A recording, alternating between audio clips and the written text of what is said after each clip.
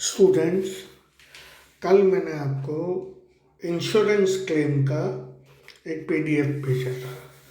उसमें insurance claim क्या होता है, इंश्योरेंस क्लेम की गणना कैसे की जाती है, ये सारा उसमें मेंशन था। उसको मैं आज डिस्कस करूँगा। देखिए, सबसे पहले तो इंश्योरेंस क्लेम क्या होता है। देखिए, जब भी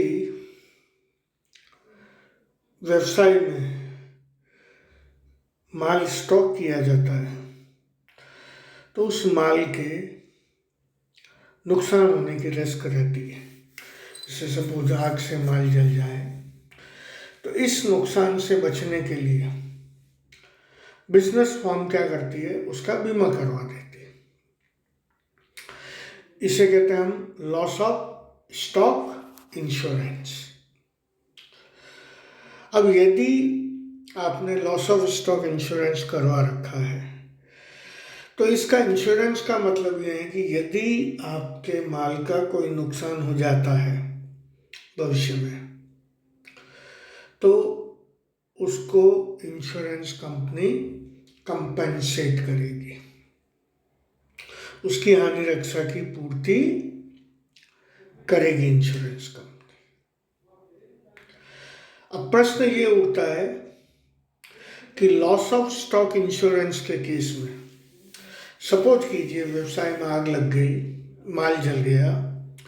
अब प्रश्न ये उठता है कि उसका क्लेम कैसे कैलकुलेट किया जाए।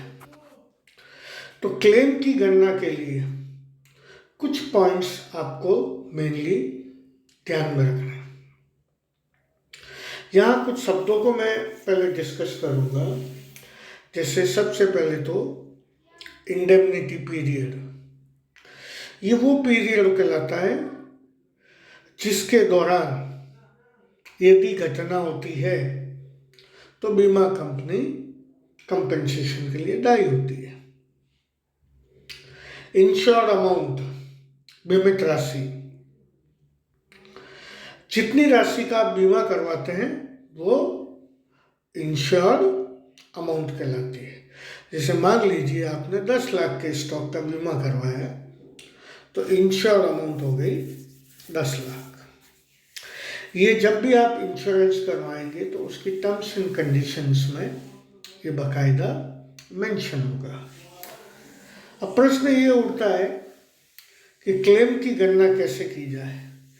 क्लेम की गणना करने के लिए सबसे पहले तो आपको कुछ पॉइंट्स ध्यान में रखना है जिनकी गणना करनी पड़ेगी। जैसे सबसे पहले GP ratio, gross profit ratio.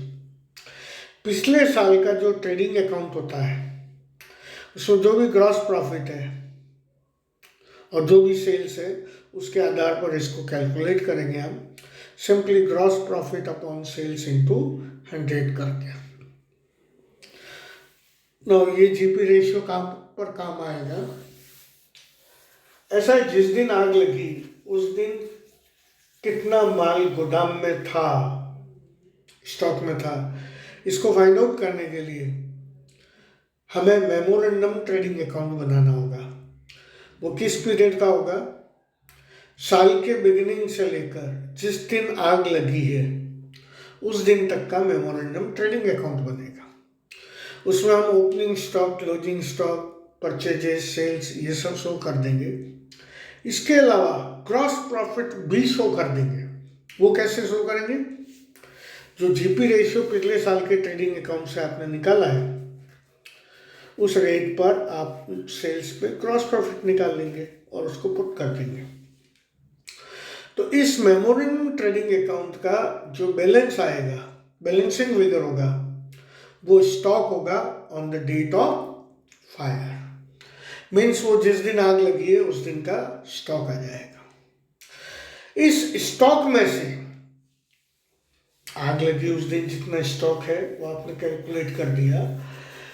इस स्टॉक में से जो साल्वेज स्टॉक है, साल्वेज स्टॉक मीन्स जो माल बच गया है, उसको यदि घटाएंगे हम तो लॉस ऑफ स्टॉक कैलकुलेट हो जाएगा। तो इस प्रकार से लॉस ऑफ स्टॉक की गणना की जाएगी। स्टेप्स बिल्कुल सिंपल थे जो मैंने बताए, एक बार इनको ढंग से देखें।